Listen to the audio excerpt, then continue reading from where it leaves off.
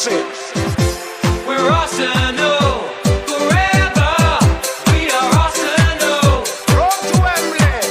We love Arsenal. Welcome everyone to a sunny Sunday afternoon, but a gloomy result here. This is the Arsenal reaction show against Fulham at the Emirates. So FTB Sports, please smash those likes and subscribe, everyone. Yes, we're all a little gloomy and a bit kind of put out by the result and the performance maybe of the Arsenal. But let's where do we start? King, talk to me. I mean, where do we start? We all kind of this lineup for starters. You heard what I said in the preview. I think Arteta he chops and changes so much. It's very difficult to build up continuity. If you look at one of my first or second shows when I was saying about centre backs, where you just don't mess with them. None of those things were adhered to today. 5 changes, which is a lot. Okay, we played a Europa League game, but look, we played 1 game in a week. If it was 3 games, when did we play last weekend? Was it Saturday or Sunday? Sunday, I believe. Sunday, yeah. Sunday. Europa. Okay, so it's Sunday to Thursday is a 4-day resting period, right? Mm-hmm. All right, you've got the travel in there, yeah. But for me, if you're telling me First that class, by the Mari, way, they're traveling first class, no doubt. yeah, if you're telling me that Mari, who didn't play last Sunday, was so in need of rest that he couldn't play again today, I would just be like, what the hell are you doing being a professional footballer? With the greatest respect, I've not heard anything about injury. For me, you can make changes. For me, you just don't make them at the back. You don't do that. And especially when your team has been conceding 14 games in a row, it goes 2 games, in not conceding, with a partnership. And then you just suddenly change that. I don't understand that. The other guy that I really think I'm getting really annoyed with is Pepe, not because of Pepe, but because it just seems we cry out to see performances and impact from him. Yeah. We cry out to see him influencing a game. And if you go through to his last couple, he has impacted and influenced the game. Okay, you couldn't call it an assist against Sheffield United, but his shot led to Martinelli's goal, right? So he's then scored and got an assist, against Racist FC. And then you just bench him. And if you look back through our season, you will see that is how Pepe has been consistently treated. I was all for getting Martinelli in the team, but ESR came off injured against Racist FC. I refuse to call them by any other name, by the way. And then, Saka went into that game having come off injured against Sheffield United. That to me would indicate, that maybe they didn't go into that game 100%. And probably if anyone needed a rest, it would have been at least 1, if not 2 of those players to accommodate Pepe. So those 2 selections in particular, I'm really not happy about. Not happy about. I have to agree. I'm really surprised that both ESR and Saka started, I should say. I thought it'd be one or the other would be kind of, having a rest maybe or coming on from the bench. But they both played. Brezzy, did they look leggy? Did they look like they needed a break? Well, the thing is, he changed it so much that, that there was fresh players on there. The problem is that half of them haven't even started a proper game with us. They've all been come off the bench. Our first team will obviously played out on the Europa League, but he just keeps chopping and changing. I agree with King. If the centre back and the back 4 work, don't change it. Just leave it the hell alone. Just let it play. If you want to make changes, make it further afield. I don't think Elneny and Ceballos work. No. That for me was one of the big areas that I thought no. And for some reason why he seems to play Pepe on the left, not on the right. Like when he was on the right with Saka on the left, he was playing phenomenal. You know, I don't understand why he keeps playing him on the left. I don't know if it's due to injuries or whatnot, but you know, keep him on the right because I think he's more crucial. I'm happy that Martinelli got on starting because also been crying out for him for so long to get some game time. I just obviously the Smith Rowe and Saka side of things. I just think they should have probably been both being rested really, and maybe put Ceballos up into number 10, and maybe put Aziz where El Nemi is, and put him and Ceballos together. Just give the youth a bit more of a chance because we all can sit here and say the league is nothing for us to play for anymore. We can't get relegated. We can't challenge for the top 4. Hardly going to challenge for the top 6. So the Europa League's obviously going to be where we're going to need to be, and I just thought we need to be focusing on that more than the league. But yeah, I think I'm just a bit wound up with some of his decisions. I'm talking Arteta here, and I think yes, make changes, but was 5 needed? And also as well, the personnel that was playing, I think this is a stark reminder that our squad is nowhere near good enough. We're not, your Man Cities and, your Liverpools, etc., where we can make so many changes and think that when you're not going to see a huge drop in A class, B technical ability, and C the most importantly cohesion. Can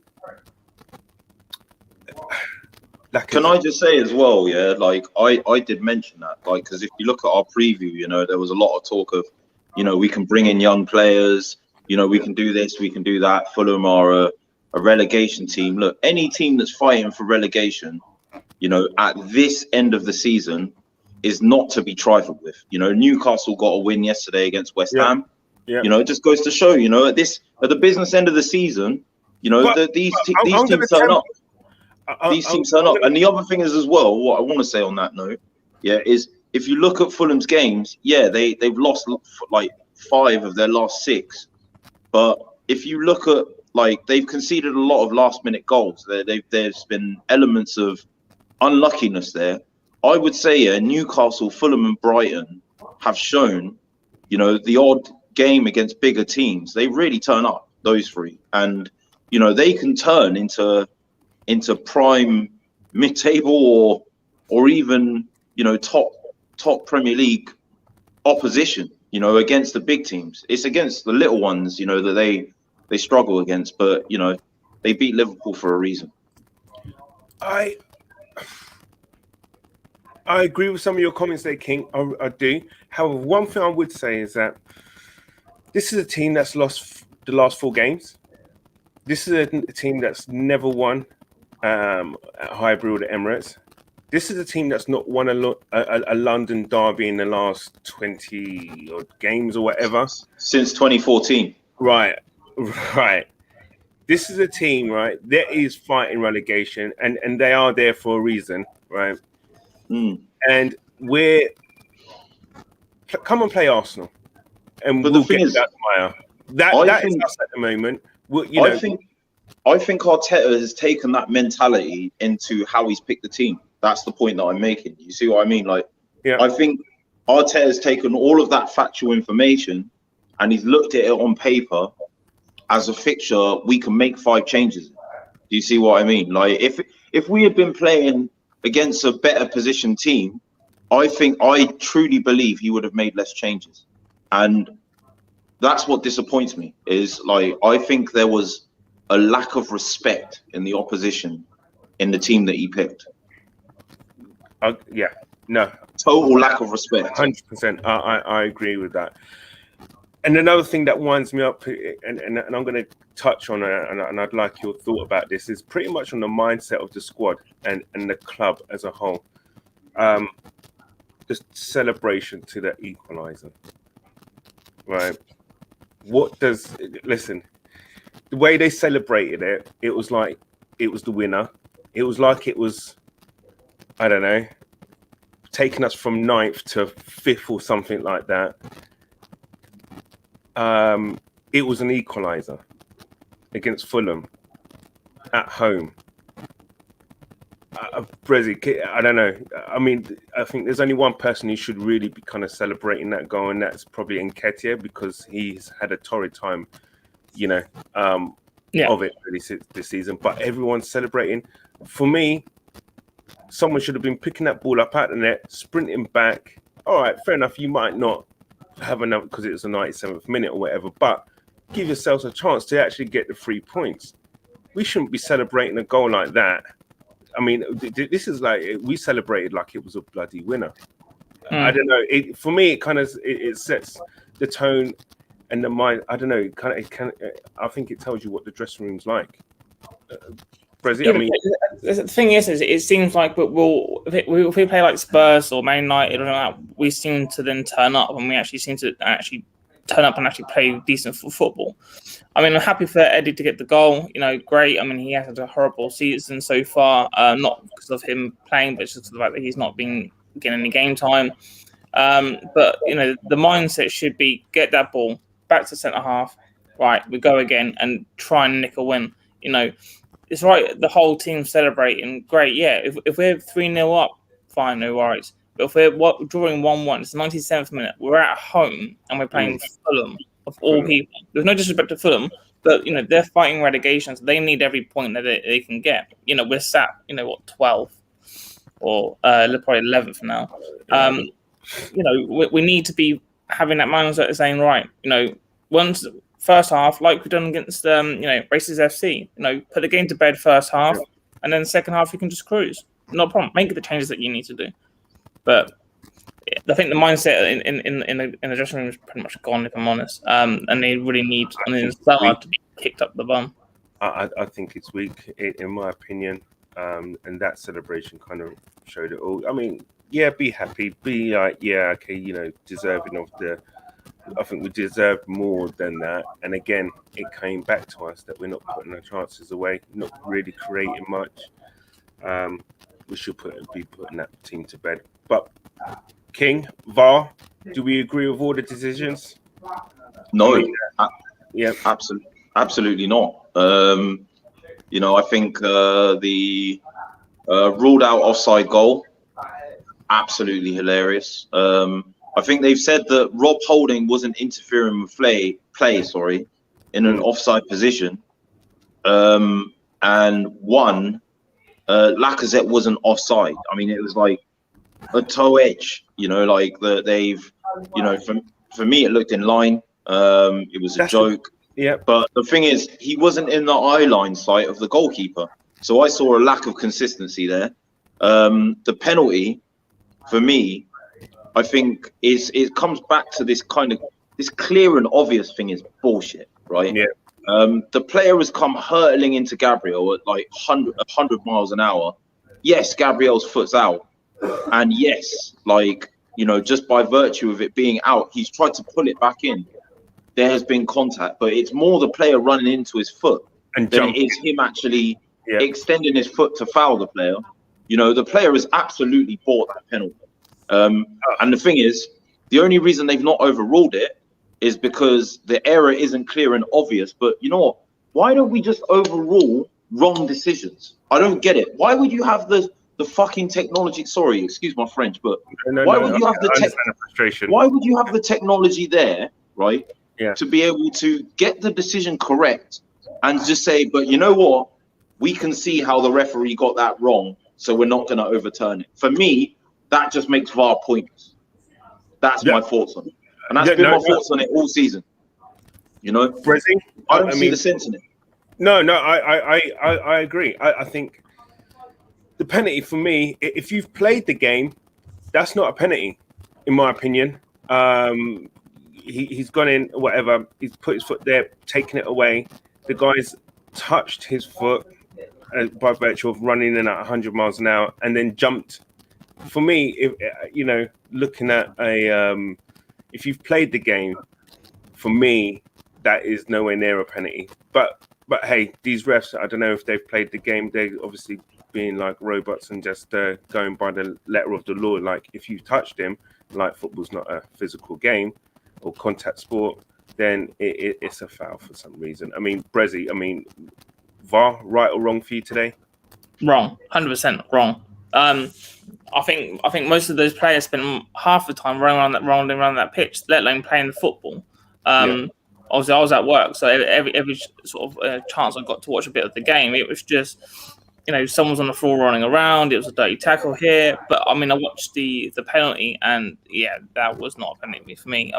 Yes, his foot was out. He tried to bring it back, obviously, to not do the tackle, and Lamela was just made the most out of a very, very minor contact. Yeah, it shouldn't have been a penalty. It should have been overturned, if I'm honest. I think for me, the main change I want to see in VAR is, like, let's just scrap this clear and obvious bullshit. Again, excuse my French, right? You brought in, like, it's video assisted refereeing, right? Yeah. So let's just take the A and the R out of that, assisting the referee, right? So if you are assisting the referee, and you were saying, do you know what, you made a mistake, but we can see how you made it, at so least to go and the look at decision it. stands, like, what's the point? You're not helping the referee, because what happens is, after that, player comes off, the referee comes off the pitch, and he does not feel assisted when the media and the fans are basically nailing him to the cross. Like, it's not. It's just the thing is, it's not just this game, right? I watched, like, obviously Liverpool last week, the offside thing. Like to Spurs with Son falling to the ground and all this. There's even our rival teams where I've watched games and been like, you know what, you are our rivals, and I hate you, but that was a shit decision. Like, that was that's just because one day it could happen to us, and that's what I was saying to a lot of people last week, and it did. And this is what I just want to see VAR just made better. I think loads of people have touched on it. It's not VAR that's the problem. It's the people that are using it and the framework of rules that they are given with which to use it. They are being told this is the pretext, this is the context for when you can overturn decisions. This is when you can use VAR, and this is how you can use it. And that's the problem. It's not the fact that the cameras don't see things. It's not the fact that the cameras don't pick up things, that the camera doesn't have the capability to basically show you where the problem is. It's the fact that you're being told you can only use that. Like, look at the Dortmund game, against City in the first leg. When Bellingham was in on goal, because the referee has blown the whistle. Before that foul that didn't take place on Ednison, VAR can't come into play. So the rule is basically interpreted that because the ref has blown the whistle, he's called a stop on the play. But everyone could see it was obvious the goalkeeper wasn't fouled. And the VAR officials came out and said, if he hadn't blown the whistle, we would have overturned the decision. But because the rule states that he blew the whistle, we are not allowed to even interfere. So there is not the problem isn't VAR. It's the rules, it's the framework with which they've been given to apply the usage of VAR. And that for me is just the biggest problem with it. That's the biggest angst I have as well. It's just it almost makes me say, what is the point of it being? We got the technology, but the humans mash it up some way or another. It's just ridiculous. I think it's so. I know sometimes the clear and obvious offside ones. You know what? I can take that. I get it. I'm talking clear, obvious ones, not like but then again, I guess you can't argue with VAR if your foot is in front or whatever. But when it comes to certain other interpretations and stuff, then it just really, really winds people up, because nobody knows exactly what's going to happen from next week, the week after, or whatever, and the way it is interpreted, because you've got obviously different people interpreting the rules in a different way. It's I think it's a huge mess, and I'm not sure whether it's going to be kind of ratified or changed for the Euro champs coming. Normally, the funny thing is, it was brought in to clear up this stuff. And it's week just on week, it's just muddied the waters at the end of the day. you name me a week this whole Premier League season where it hasn't been talked about. I will wait. I'll wait. Don't wait.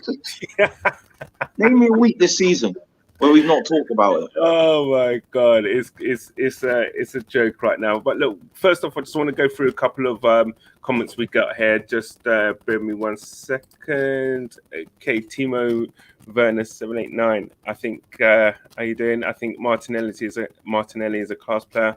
I think he was good. He's starting to come into a bit of form. I think that when you get that little bit of continuity playing those minutes and stuff. One thing, I think he should have left that chance to Ceballos, but then again, as a striker, you see the goal in front of you, you're going to want to take it. I think Ceballos probably would have, that chance where he spun and shot. I think had it been Ceballos would have probably lifted that into the top corner kind of thing with him running onto it. But hey, listen, I think he's coming into his own, and it's as Wenger would say, it's like a new signing. He looked a threat, particularly in the first half when he was running at players from the wide area. And I like seeing him in the wide area personally, where he can get space and commit to fullbacks and run at them, and also make darting runs between the fullback and the centre back. Yeah, that space between them. Yeah, that hot and he's a good player, definitely. He's only going to improve, right? He's only going to improve.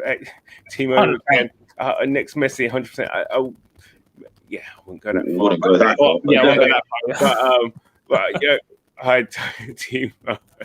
Okay, Messi was already doing it at his age. Yeah, exactly. Maybe top 4 is still mathematically possible, guys. I think that's a veiled dig there. Thank you very much. But I mean, listen, I'm not even. I can't even say that. I'm looking at the table anymore after today's performance. I don't think Arteta is either. Do you know what's been a hallmark of this season, by the way? Can I just get this in real quickly as well? Yeah, no. When the teams above us drop points, Everton and Tottenham drew, West Ham lost. I know where you go. Right? It's like they've laid a marker down. They've kind of just put their backside out and said, go on then, give me a little touch, whatever, and we just got no thanks. It's all right. Yeah, we don't fancy getting closer to you today. We'll it's just we get the invite, but we just say no, we ain't going. Nah, no thanks. For whatever reason, Mad B, it's true. Actually, I just noticed that. Great beards, thank you very much. We do try looking good for you guys. Yeah, hashtag beard gang. Hashtag beard them. Yeah. Mike Webster, how you doing? The whole VAR process is bullshit. Yeah, keep it to just goal line technology and off the ball incidents that the ref might not see. I think there's an element of that. I mean, guys, that's not a bad shout. The only thing I would maybe keep it in there for offside still. Brezzy, would you keep VAR for offsides, goal line technology, off the ball stuff, and offsides? Because I think offsides, do we say it's clear cut? I don't know. I think there was a goal. I can't remember what game it was, but his armpit was offside or something stupid like that. So they disallowed the goal because he was offside. There's got to be some sort of margin of error to this. I do think that it's not 100% foolproof yet. And the one thing I will notice is that hardly any referee goes over to the monitor to watch the reaction themselves. They just get told, it's a yellow card or it's a penalty. They don't actually go to the monitor and check themselves to say what they feel it is, because ultimately they are the referee. They are refereeing the game. It's just, it just keeps annoying me because of the fact that,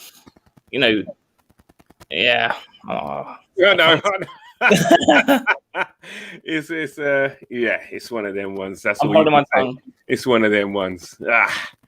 I think, as I said, I maintain. I don't think it's the problem of VAR. I think it's the framework of rules that they've been given to apply it, and basically the interpretation of the people using it. I think the technology is fine. With offsides, it's never going to be 100% accurate because they can't 100% guarantee when they activate the Hawkeye line thing that it's when the player actually touched the ball. Arsene Wenger made a very interesting appeal to the powers that be about a rule change for offside. Okay. And he said this would clear it up. And it would just be like, if a part of your body that can play the ball is onside, then forget any part of your body that isn't. So say like a hypothetical situation where your foot's onside, your left foot, but you move forward with your right foot. Because what offside the idea of it used to be that you give the benefit of the doubt to the attacking player, you know, to allow for, you know, the attacking part of it. And he basically, he said that way it's easy to determine because it's easier to see if a part of someone's body is in an onside position than it is to see, any part of the body that can be used to play the football, is it in line with the defender's extended big toe? It's ridiculous. You know what I mean? Like, you know, and it's going to be so marginal with that line thing. Whereas, like, it's going to be a lot more clear cut. Look, if one guy's gone to make a run and he's pushed his body forward, but his foot and 3/4 of his body's on side, but that one bit's off. I just think that way, people don't leave feeling like how we feel now, or like, and how it could be for any other team, by the way, as well. You know, like, so that's how I feel. I think that's an interesting rule change. I agree. I get what you're saying. I think, you know, with listen, you know, those ones where you've got maybe like your hand extended out, you know, that should not be ruled offside because you're not gonna, well, unless you're Maradona or whatever, all them years ago, VAR would have ruled it out anyway. But you're not gonna punch the ball into the net. I would say, you know, if your whole body is onside, except for maybe your finger or thumb or whatever, or your arms extended, you know, maybe if that's offside, that should still be allowed to go. Pao, how you doing? The VAR sides have been ridiculous. All teams need to unite and stand up for these issues. 100%. I'm sure there's going to be a massive review coming at the end of the season. Huge review. And that ties in with the Wenger suggestion as well. Yeah. There's no advantage to scoring a goal if your toe or elbow is ahead, and that's the thing. I think the powers, were the people who are administering and looking at VAR, who are sitting Stockley Park and all that. Have they ever played the game? No. You know, or they just reading a manual which basically says, rule 1. Section 2A says no, that has to be offside. So guys, offside. Sorry, one more thing I want to say on the subject of VAR. Sorry, I'll be very quick here. Go ahead. I watch rugby. When I lived in Cardiff for 4 years, I lived with Irish fellas. You know, like my first housemates were French, Irish, and then obviously I was English. So there was a lot of Six Nations rugby, all that jazz going on. And what you have in rugby is the referee has a mouthpiece. And his decisions, his rationale, all of it, he is explaining it to the captain of the team, who is like asking what's going on. So there's complete transparency in his decision-making process. You know, it's like he's not just arrived at the answer. It's basically like, you know, when you do a maths test, you get more marks for putting how you worked out the answer on the side. You know, and I think to take that analogy to explain what I'm trying to say is, I think referees should be understanding what their thought process is, and it should be transparent to the players and the fans alike that this is how the referee is thinking and this is how they've arrived at their decision. That way, even if we question a decision, we can see how a referee has drawn that conclusion. And what you'll notice in rugby is there is a hell of a lot less ambiguity and animosity levied towards referees. So it's in the referee's interest, as well as the players, the fans, everyone else. You know, everyone knows where the referee stands, because when people in the stands, you know, and they're watching the games, it's all on the loudspeaker. You know, the camera's on the referee. You can see him talking to the players. And I've for a long time said that I want to see that in the game of football as well. No, I it's a good shout. I think the transparency thing should change. I think there was a moment when we had our goal disallowed in midweek against Slavia, where UEFA, they don't show any of the decision process. Oh yeah, the offside one. Yeah, when we had the goal one. and that wound me up. I was like, come on, what's going on? What, is he offside? Is he onside? Whatever. And then, but yeah, that kind of wound me up. I mean, I get that. Guys, I just want to quickly move on because I'm going to probably. I know we've probably got a few more bits to say about this, but Mr. Silver Fox, how you doing? Bellerin was terrible for me today. Yeah, him and El Neni. Oh man, there was a moment in the second half when El Neni got the ball, and by this time he'd really kind of wound me up. But I think I actually screamed at the TV at this point where Saka was on. He was so open, right? El Neni had the ball. And then all of a sudden, he just plays it 5 yards to his left, a sideways pass. I was like, get him off, man. This guy, do you know what? Play forward for God's sake. Do you know what I mean? And it's like, I hate singling out players like that. And the thing is, Bellerin today, I understand. I'm not sure if his head is on a move away. Good riddance if it is. But I just think that his performances of late, when he has played, has just been terrible. Brezzy, who for you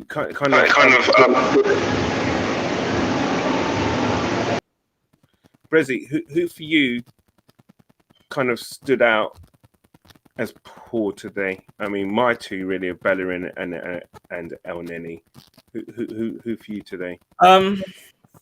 I'm gonna say El Neni, because he's always passes sideways or passes backwards. He never runs forward. I mean, when he hasn't got the ball, he can do pressing very well, like he done in against Man United last year. Sorry. For the last 20, 10, 15 minutes, he was just pressing. He's great for that, but as a midfield, no. I mean, I don't want him, on the field unless it's like as an impact sub. So El Neni for me is definitely what I'd say. I didn't watch too much of the game because I was at work, but for what I did see, Bellerin. I don't want to keep agreeing with you, but yeah, no, Bellerin. It's just he clearly. I think he's just not a footballer. He's just really not a footballer for me. He can't pass. He's non-existent going forward. He doesn't defend. I have no idea what he's doing on the pitch. The thing is, he like when he's watching the his recovery and everything else, like got into the fashion and got into photography and stuff like that. And obviously, I actually know obviously I'm a photographer as well, so that's all fine at that. But it just seems to be like more focused on pursuing those aspects and stuff like that. I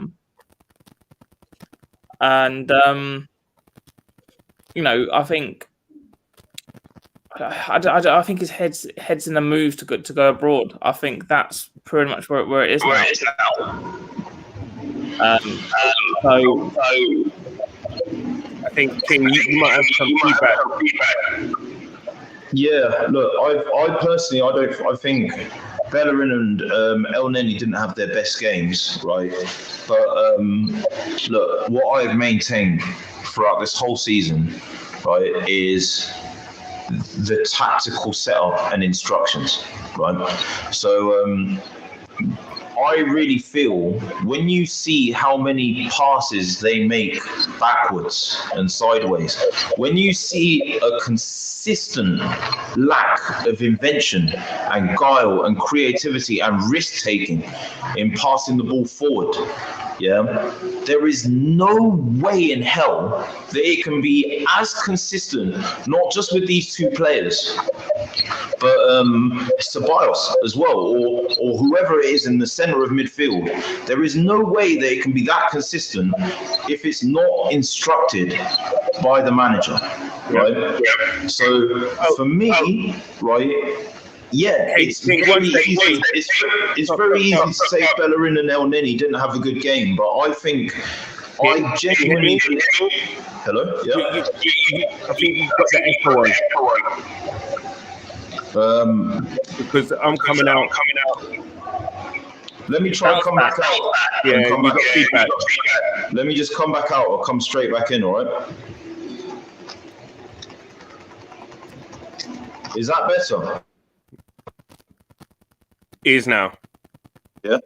No, that's cool. Yeah. No, I genuinely think this setup, you know, we try and probe teams, move from left to right, wait for a gap or an opening to arrive. And what happens is if you're a fullback, you know, you're always going to look that way because you're being told not to take risks, you know, not to try and beat your man and not to try and get to the byline and cross or try and drive inside, you know. I don't think that helps Bellerin one bit. Not at all. Because his game thrives on being he's better in the final third than he is defensively as a fullback for me. And El Neni is a guy who's going to shield the midfield. I mean, the defense, sorry. You know, like, I mean, why are we looking to him for creativity anyway? You know, it should be coming from others around him. He should just be laying the 5-yard pass onto them for them to do what they do. What they do, 100%. That's the way it should be. I think there's obviously going to have to be massive clear out, I guess, at the end of the season, because the squad is clearly not good enough. It's the system, though. This system is not. I don't buy into it. I think there should be more freedom and more artistic license, if we want to put it like that. You know, you should just be able to say maybe there is, but the players are just not good enough to express that. Good shout. Maybe that could be the other side of it. Pat, again, I mean, guys, a great question actually. Who are the first 2 players you want to see sold? I'll go. For me, it would be El Neni. And the second I would be Bellerin. Those 2 straight away. I could list you a whole lot more. Yeah, no, I know, but I guess they would be King, yourself. Me, it would definitely be. He got on the score sheet today, but I just don't see it being consistent enough. He'd be the first on your list. He'd be the first on your list. Okay. So yeah, Nketiah would be the first. The second would actually be, well, I mean, Torreira's come out and said he wants to go back to South America. So even though he's not with us, and even though I'd love to bring him back in, I'm going to go with that. If he doesn't want to be here, then just get him out. Yeah, you know? Yeah. No, I agree. I think there's got to be a huge clear out. The problem is that how much are we going to get for these players? That's the huge. Yeah, exactly. Mr. Silver Fox, Bellerin should just stick to garden. Listen, man, plant your trees. I don't know, maybe they need trees in Paris or Barcelona. I don't know. But if those teams want him, I'm just thinking, what are they seeing that we're not seeing or something? You know, are they seeing a player in there or something that we can't see? They're welcome to him. If we can get a good 40 million for him, that would be great. Guys, what I want to do is just quickly highlight. We have a brand new program station actually starting, and it's called the Armoury TV.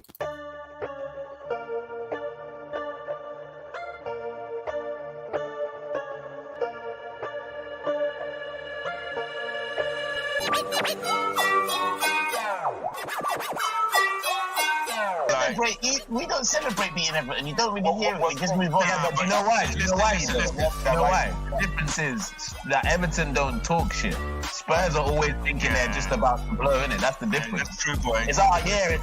Like, but it's never your year. I don't hear that from Everton. I don't hear that from Everton. Yeah, Everton. They know their place, innit? Spurs still think that they're.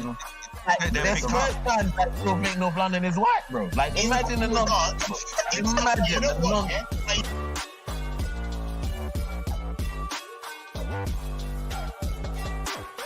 Actually put up what I think, and we're going to discuss from that. Yeah. So anyway, here's mine. I need to remove that comment quick. A new holder will be in there.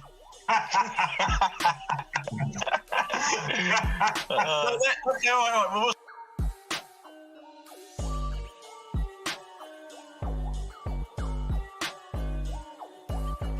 No errors to go. I would put the error of Sterling's goal.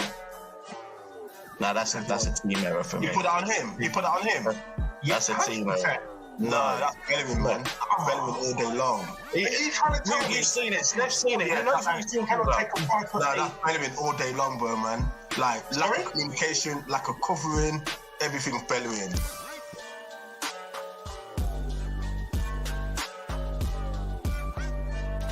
Is he someone that is supposed to kind of like play behind the front man? What? I think he's confused himself because I'm screaming for him to stay up front. I think we've confused him because I say this right, yeah. The role he's being asked to play at Arsenal is completely different to the one he played at Lyon.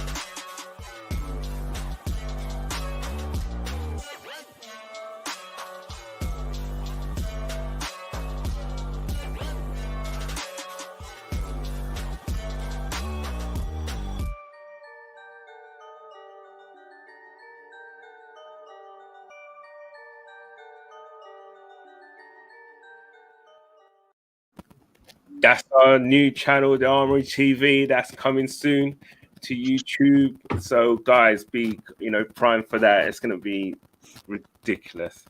Guys, also just want to thank you. Just want to get your closing thoughts really on the game, the season. Brezzy?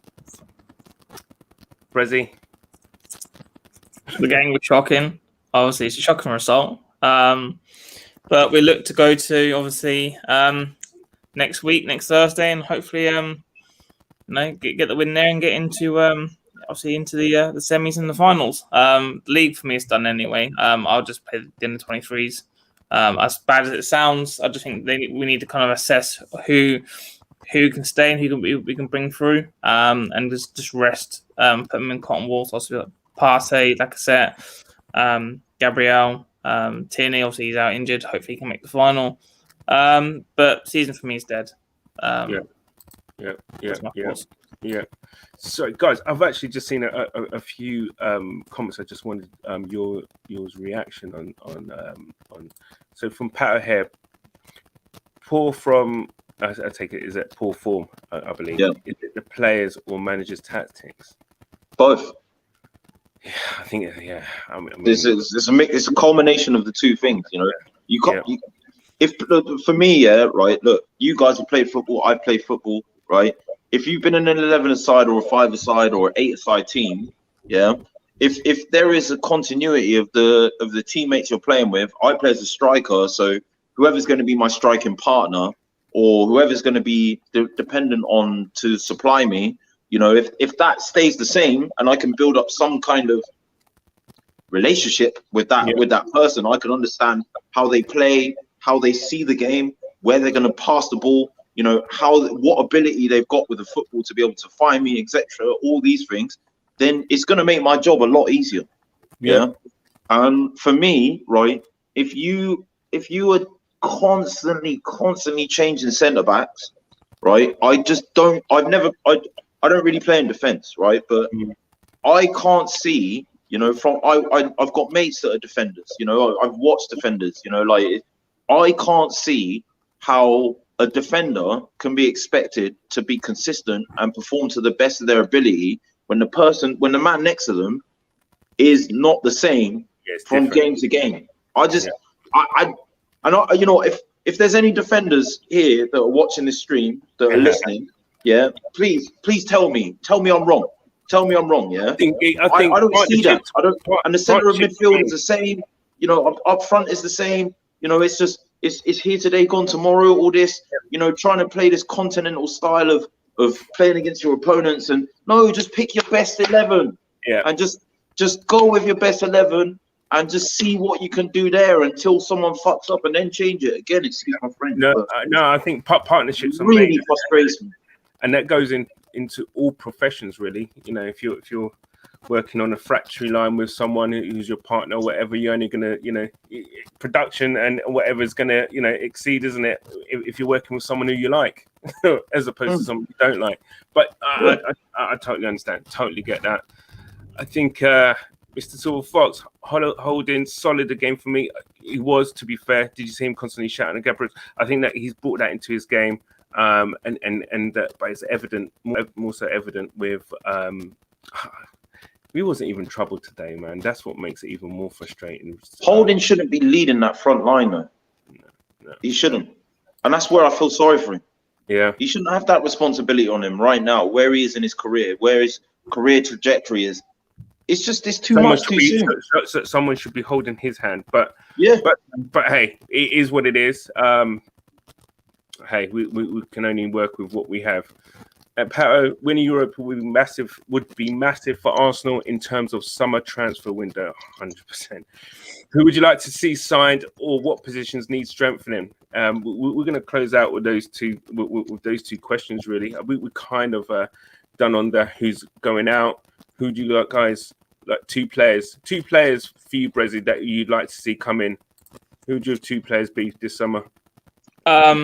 Right back, I actually want to see Max Aarons. I actually think he's actually pretty good right back. And once we need a backup right back, we also need a backup left back. But I think we also need a bit more steel in the midfield. I mean, if we could and realistically keep Odegaard, I would love to keep him.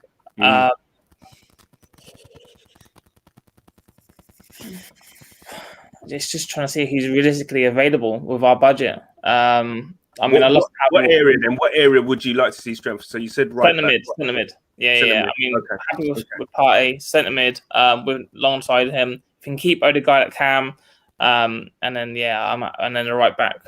It's really what I want. And hopefully a left back, because obviously you've clashed like Dusko, but that's three. Sorry. Yeah, we probably need a lot more. But we need that's actually the problem. Yeah, that's what's really annoying about this question. It's a very good question. Yeah, naturally, I would have said right back and centre mid, right? But the problem is Tierney's looking as brilliant as he looks when he's fit. I've not seen him string 10 games together. No, that's a problem in his time here. Yeah. So for me, I would want to say right back, but I think at least Bellerin, Chambers, and Suarez are there. Whereas if Tierney's not there, we're double screwed. Like literally, this Xhaka at left back, I gave my thoughts on. I said against teams will get found out. So I'm going to go with left back. Who I'd really want to see is a good question. I really want to see if we brought someone in young who's up and coming, and I can't put my finger on who yet. In what position? Left back, okay. Definitely. Okay. The next would be centre mid, and I'll tell you who I was watching very closely today, who I was very impressed with, and Giza at Fulham. He actually, I've watched him in a couple of games, right? The guy is strong. You can't get him off the ball, He's very good at winning the ball and just making interceptions. He does simple things. He looks decent, but naturally, who I'd want to see in that position is Basuma. From Bournemouth, or Buendia from Norwich. But Basuma's another holding, destroying kind of player.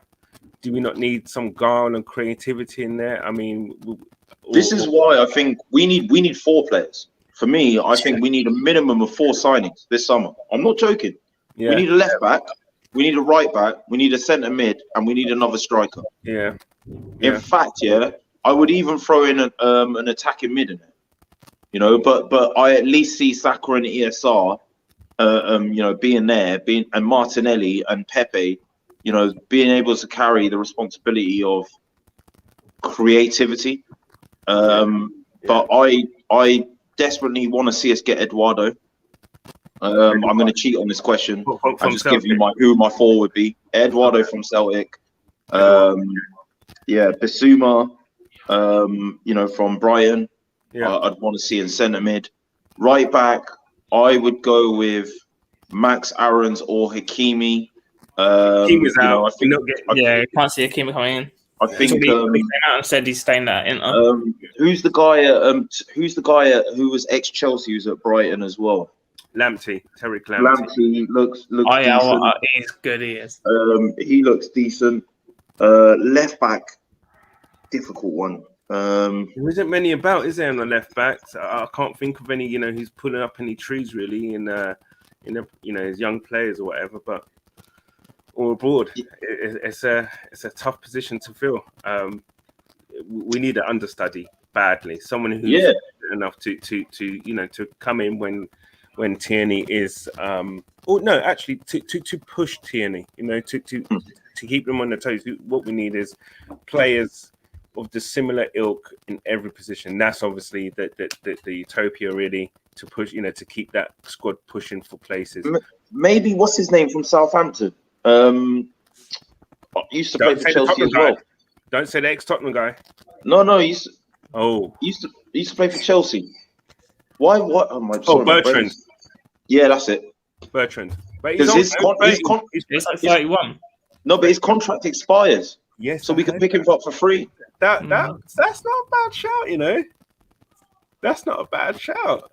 Obviously, when Tierney's fit, he plays. But if he's not, then he's not the worst understudy to have in the world, is he? And he's gonna bring in a bit of that experience to the squad. Yeah, that's not a bad shout. If we push for funds, then if we push for funds and we can't go spend 30-40 million on one, then he's got Premier League. Spread it over a contract, right? A 3-year contract. Why not? Guys, just want to close this off. Pat, just one thing. Talking of struggling centre backs being constantly changed. Liverpool are evidence of that this season. There you go. That's true. And look at them this season from where they were, from being champions to being the worst champions. Their centre backs simply did not change last season. Yeah, if Gomez was fit and Van Dijk was the one who they played. He played all the time. If Gomez wasn't fit, Matip came in. It was very clear, so those three trained together. So guys, on Wednesday, on the 21st at 7 p.m, Gunslingers, we've got Lee Cannavale, ex-Arsenal player, going through, basically his times at the club. Want you guys everyone to log into this. It will be a great insight to those Wenger years, from the 2000 to 2003, 4 season, etc. That kind of era, watching the likes of Perez, Bergkamp's, Henry's, Carnou's train. Great stories of times that, seeing Adams and Keown growing up. He was a centre back himself, training with the legends that are, being trained by legends. Rest in peace, Don Howe.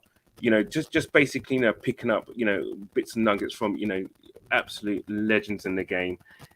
He's obviously be talking about his charity, Brighter Futures, his mentoring work with the DBA project within London, and obviously his coaching company he has in the East Midlands. So that's on Wednesday, and that's going to be a great show. Guys, I just want to thank you and thank all the watchers. Please like, share, and subscribe. Smash those likes and subscriptions. Let's get it maxed out. Poor day at the office for the Gunners, but look, we dust ourselves off, go again. Let's get continuity going for the Europa League again. It'd be massive. We now know that Arteta's put all his eggs into that basket, and let's hope he doesn't drop them and they don't crack. But guys, I want to thank you all, and until the next game. It is what it is. It is what it is. Come on, you guys. We are Arsenal. We love Arsenal.